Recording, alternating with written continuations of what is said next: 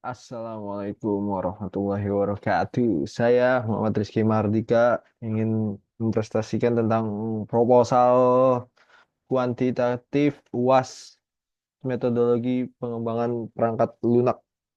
Ya, jadi judul yang saya bawakan untuk hari ini yaitu metodologi pengembangan perangkat lunak, perbandingan antara Agile, Scrum, dan Waterfall. Oke, kita langsung mulai aja. Oke, latar belakang.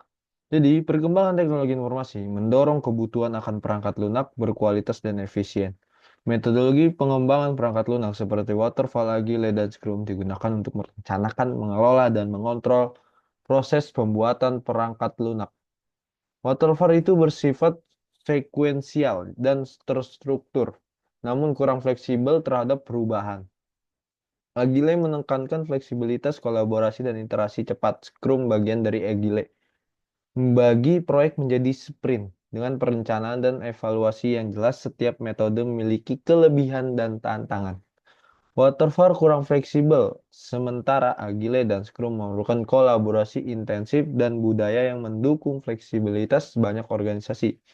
Kini menggabungkan elemen dari berbagai metodologi untuk menciptakan pendekatan hibrida yang lebih sesuai dengan kebutuhan proyek. Ya, rumusan masalah. Penelitian ini akan menjawab perbandingan efektivitas metodologi waterfall, agile, dan scrum. Faktor-faktor yang mempengaruhi keberhasilan implementasi metodologi. Dampak pemilihan metodologi terhadap kualitas produk dan efisiensi. Oke, kita lanjut ke tujuan penelitian. Tujuan penelitian menganalisis perbandingan efektivitas metodologi, mengidentifikasi faktor keberhasilan implementasi, mengevaluasi dampak metodologi terhadap kualitas dan efisiensi, dan memberikan rekomendasi pemilihan metodologi yang tepat. Manfaat penelitian teoretis menambahkan wawasan tentang metodologi pengembangan perangkat lunak. Praktisnya itu membantu organisasi memilih metodologi yang sesuai, memberikan panduan implementasi yang efektif. Oke, kita lanjut ya. Metodologi waterfall. Waterfall adalah metodologi pengembangan perangkat lunak yang terstruktur di setiap fase harus diselesaikan sepenuhnya sebelum melanjutkan ke fase berikutnya. Ini memberikan kejelasan, perencanaan yang matang, dan dokumentasi lengkap. Namun, kelemahannya terletak pada kurangnya fleksibilitas, terutama saat ada perubahan kebutuhan setelah fase desain atau tasi dimulai, yang dapat menyebabkan penundaan dan biaya tambahan. Waterfall lebih cocok proyek dengan spesifikasi jelas dan stabil. Contohnya, proyek perangkat keras atau sistem dengan regulasi ketat. Untuk proyek yang membutuhkan adaptasi cepat seperti aplikasi seluler atau perangkat lunak berbasis web, metodologi ini kurang ideal. Meskipun demikian, Waterfall tetap relevan di sektor yang membutuhkan perencanaan dan kontrol ketat, serta proyek dengan tim besar yang memerlukan koordinasi yang terstruktur. Beberapa organisasi juga mengembangkan elemen waterfall agile dalam pendekatan hibrida untuk maksimal kelebihan keduanya. Oke, kita lanjut tentang metodologi agile. Agile yang diperkenalkan melalui Agile Manifesto pada 2001 menekankan fleksibilitas, kolaborasi, dan respon terhadap perubahan. Pengembangan dilakukan dalam siklus iteratif, memungkinkan tim untuk mendapatkan umpan balik cepat, membuat penyesuaian agile, mendukung pengiriman produk yang cepat, kolaborasi intens, dan otonomi tim dalam pengembangan keputusan. Namun, tantangan mencakup manajemen perubahan, komitmen tinggi dari seluruh tim, dan kesulitan implementasi proyek di proyek besar. Untuk organisasi besar, pendekatan seperti SAFe atau LESS digunakan. Agile cocok untuk proyek yang membutuhkan adaptasi cepat terhadap perubahan. Scrum Framework. Scrum adalah framework agile yang membagi proyek menjadi sprint 2 sampai 4 minggu untuk menghasilkan produk tahapan.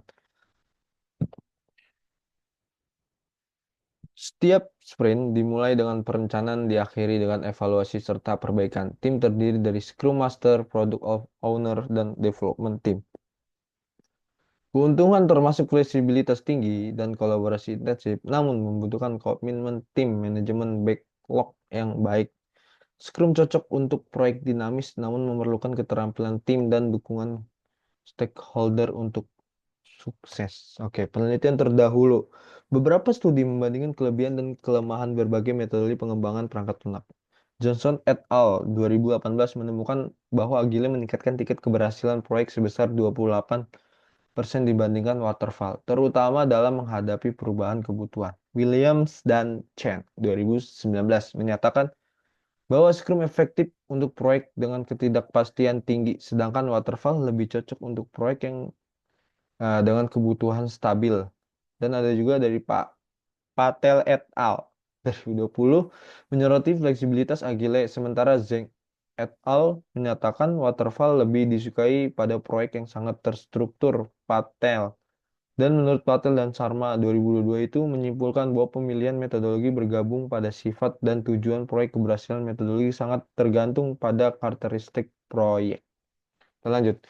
Jenis penelitian. Penelitian kuantitatif kooperatif untuk menganalisis efektif metodologi pengembangan perangkat lunak. Dan ada lagi populasi dan sampel. Sampel 150 perusahaan mengembangkan perangkat lunak di Indonesia yang digunakan Waterfall, Agile, dan Scrum dalam 3 tahun terakhir. Metode pengumpulan data, survei online atau kuesioner, analisis dokumentasi proyek, wawancara dalam dengan stakeholder. Variabel penelitian, independen, metodologi, karakteristik proyek, tim, dan kompleksitas. Kita lanjut. Dependent, waktu penyelesaian, kualitas produk, kepuasan efisiensi atau ROI. Teknik analisis data, deskriptif, inferensial, ANOVA, agregasi, dan multivariat faktor cluster analisis. Tahapan penelitian, persiapan. 1. Persiapan, 2. Pengumpulan data, 3. Analis, 4. Penyusunan laporan. Oke. Jadwal penelitian, yaitu minggu pertama itu persiapan. Nah, jadi kita kalau mau buat sesuatu itu kita harus butuh persiapan ya guys. Ini persiapan apa aja nanti yang kita mau buat itu ya. Minggu kedua itu pengumpulan data. Kita harus bisa ngumpulin data sebanyak-banyak mungkin karena apa? Data itu sangat penting. Oke, lanjut. Nah, minggu ketiga itu analisis dan laporan. Dan kita harus menganalisa dulu nih apa yang kita udah kumpulkan data itu dan lalu kita buat laporannya. Oke? Dan sekian, terima kasih. Wabillahi taufiq wal hidayah. Wassalamualaikum warahmatullahi wabarakatuh. Yeah.